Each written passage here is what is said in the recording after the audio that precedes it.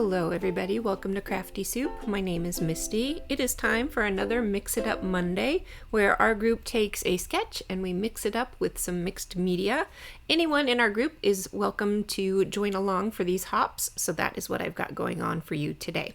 We have this sketch right here, and that is actually one that I designed. If you don't know, I have lots of freebies over on my blog, and you can find all those links below. For now, let's go ahead and dive into this month's sketch challenge. Alright, I pulled out photos from a story about my kids over the summer. We've got some college kids and high schoolers, and they were all on summer break and hanging out together, including a friend that was visiting from Puerto Rico, so that was all fun adventure time. I pulled out products from my counterfeit kit this month, including this fabric tape from 49 and Market, and if you don't know about the counterfeit kit or my kit builds, I will link you up to that as well. In order to get all of these photos to fit on this layout, I am going to have to overlap them and do some collaging with these photos, and then I will have just a little bit of room left over for the other elements, including a small amount of journaling and my title element. So what I'm taking from the sketch really is that wide border, which I've accomplished here with that washi tape. Now that washi tape is extra wide, so I did cut it down, and luckily it has patterns to it so that I could cut it into strips and then use those strips on each side. So I guess that each of those strips is probably about an inch, which would make it 4-inch wide washi tape. And it is a fabric washi tape, so technically that is its own mixed media right there, but I'm going to keep going with more mixed media. As you can see off to the right of my screen, I do have some stenciling supplies sitting there, so we will do some paste stenciling in just a moment. I wanted to get those photos adhered down to each other so that they worked as an entire block for when I get to the next step of this page. So I pulled out this Simon Hurley Lunar paste, and I believe this color is called Gold Rush. A lot of his colors have funky names. It's hard to necessarily know what the color is, but this one makes sense. So that is what I've got going on for my texture paste. I'm just using inexpensive tools, and I believe these are all from Simon Hurley as well, to apply the texture paste. I do like a wide scraper for these, but I should have taped off the edges of my stencil in order to not over stencil the edges, but I was careful here and I did fine. The only problem that I had was that the stencil has little holes in it for putting in a binder, and I didn't really think about that when I was stenciling, but I just wiped off the extra that squidged through those holes, and I was able to carry on. And you know what? A lot of this stuff is going to get covered up by the photos anyway.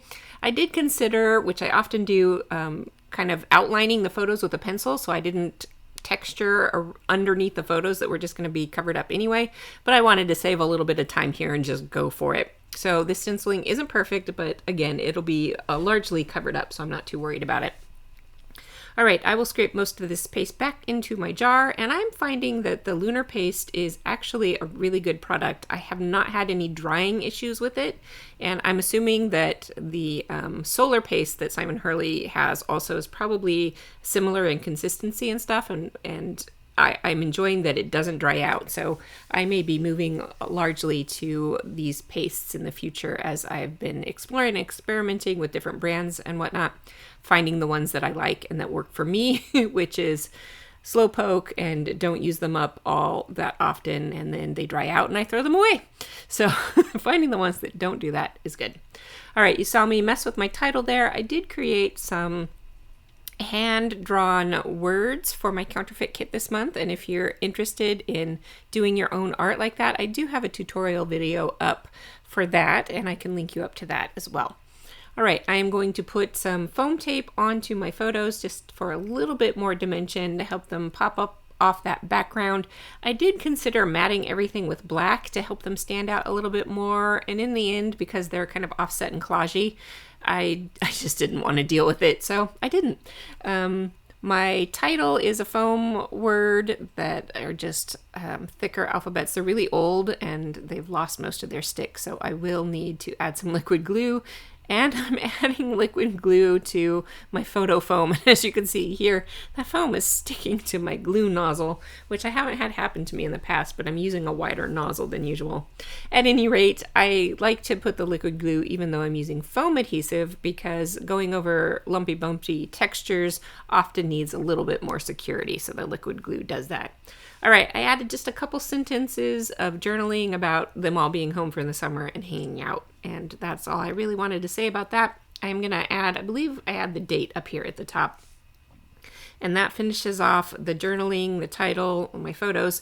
And really, I'm not going to do a whole lot of embellishing with this one because it's already pretty busy. So I've got that wide fabric border and the stars. I will add my common cluster of embellishments in my visual triangle. I did add that photo frame to the center of those photos, but that was not working. I don't know why I even did that. So that will get moved somewhere else. But other than that, I will just do my typical cluster like I mentioned, and I'm using a lot of 49 and Market products here because that's what's in my counterfeit kit. And I'm using all the elements that look kind of like tickets since part of their adventure was to the county fair. All right, now that all that is in place, I'm just going to put a couple of little finishing touches with these enamel shapes. Again, these are 49 and Market shapes, and I'm adding a little bit more black to kind of balance out that title. Now, I thought when I bought these photo frames, I thought that they were black, but really they're a navy blue, and they kind of have an ombre fade to them into a lighter blue. But I wanted to pull more of that title black down to other parts of the layout. So I'm using some of these enamels to do that and adding a couple little phrases to each, to some of the photos. And that wraps up this layout for this time. Remember, this is a hop, so find all the links down below, visit the other crafters and see what they've got going on with this sketch. Because it's a sketch I designed, I'm always super excited to see how people interpret things. So that is it for this time around. I hope you appreciated something about this video. I want to say thank you so much for being here and for watching. And until next time, I hope you have an artful day.